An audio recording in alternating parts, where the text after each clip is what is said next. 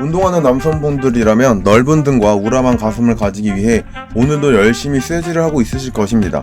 등과 가슴은 각각 다른 날에 하는 운동으로 고정이 되어 있죠. 그렇다면 우람한 가슴 운동과 넓은 등 운동을 하루에 묶어 해준다면 더욱 효과적이지 않을까요?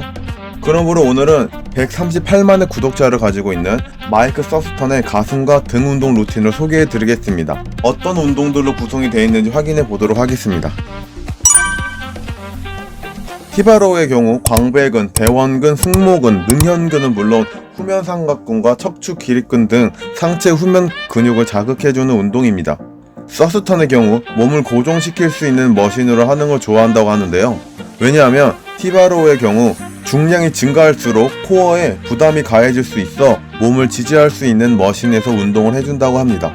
티바로우 머신에서 그립을 오버그립, 패러럴 그립, 뉴트럴 그립으로 다양한 그립법으로 운동을 할 수 있지만 서스턴의 경우 오버그립으로 운동을 한다고 하며 팔꿈치의 경우 중간 정도 넓이로 벌려서 운동을 해준다고 하네요.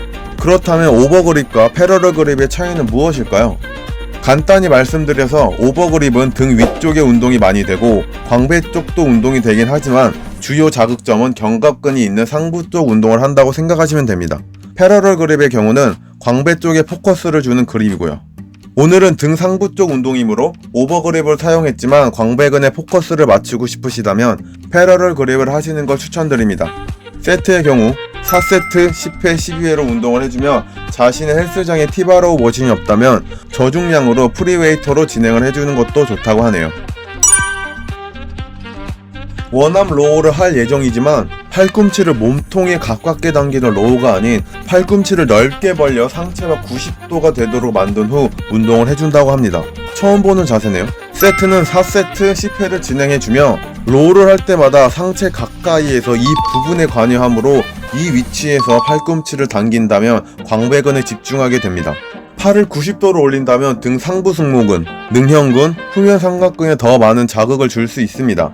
안타까운 점은 뒤로 당기는 범위가 조금 더 제한이 되어 있어 중량이 더 낮아지지만 등 상부 자극에는 탁월하다고 합니다. 중량을 못 치는 게 아쉽긴 하네요. 원암 로우 운동을 할 때 팁은 항상 더 약한 쪽에서 시작을 하는 걸 추천드린다고 합니다. 왜냐하면 더 집중적으로 운동을 할 수 있고 운동 중 강한 쪽보다 약한 쪽의 횟수가 적다면 세트를 추가하여 약한 쪽을 한 번 더 할 수 있기 때문입니다. 예를 들어 내 오른쪽이 왼쪽보다 작은 경우 오른쪽부터 시작하여 다음 균형이 잘 맞을 때까지 약한 쪽에 추가 세트 또는 2세트를 더 스윙해 준다고 합니다.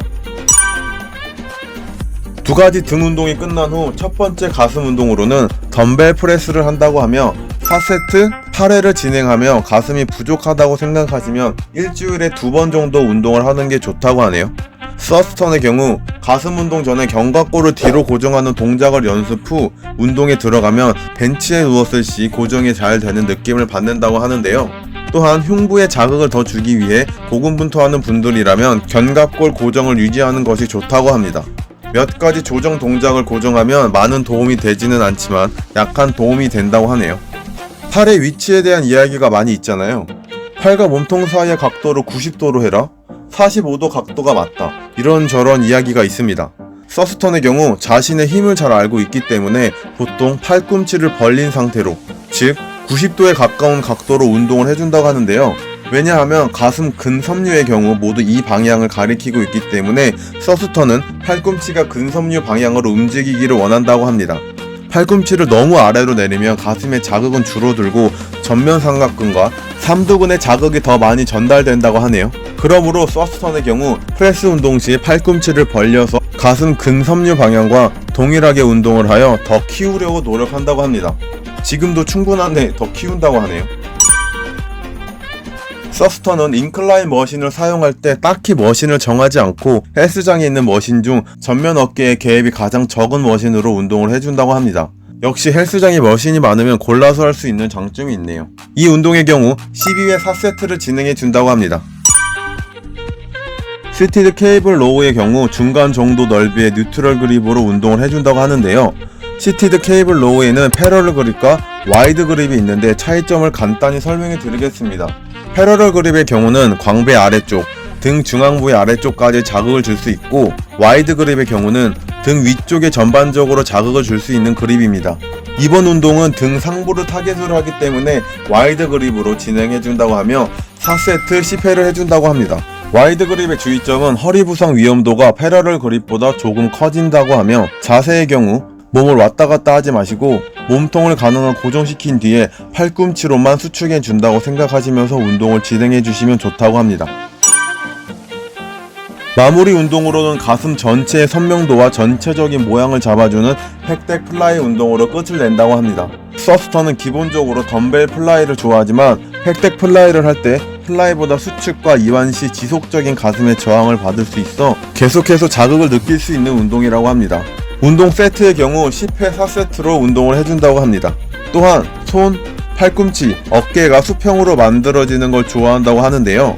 왜냐하면 가슴 근섬유 방향으로 운동하는 것을 당연하게 생각하기 때문에 팔과 가슴 근섬유가 수평이 될 수 있도록 맞춰서 운동을 해준다고 하네요.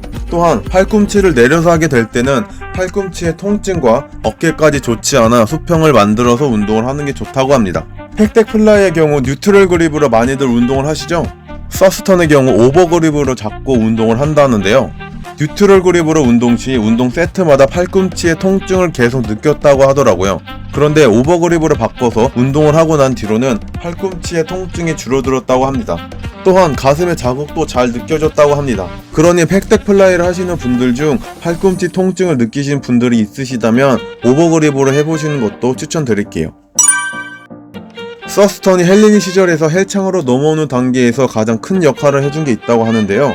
서스턴은 각 운동의 자세와 근육 성장에 가장 큰 도약을 할 수 있었던 이유는 자신을 촬영하기 시작했을 때부터 운동 능력이 급격하게 성장했다고 합니다. 이렇게 하면 자세가 틀릴 경우 자세를 고치면서 운동을 해주며 불균형을 최대한 막는다고 하네요. 오늘은 마이크 서스턴의 등과 가슴을 묶어 하루에 털어버리는 루틴을 알아보았습니다. 오늘 영상 중 이미 하고 있는 운동도 있으실 거고 하지 않는 운동도 있으실 것입니다. 그러니 여러분 운동 루틴 중 추가하거나 영상에서 알려드린 팁을 적용하시면 더욱더 크고 멋진 상체를 가지게 될 수 있을 겁니다. 다음에 더 좋은 영상으로 찾아뵙겠습니다. 구독과 좋아요, 알림 설정까지 잊으신 건 아니죠? 헬공남이었습니다. 감사합니다.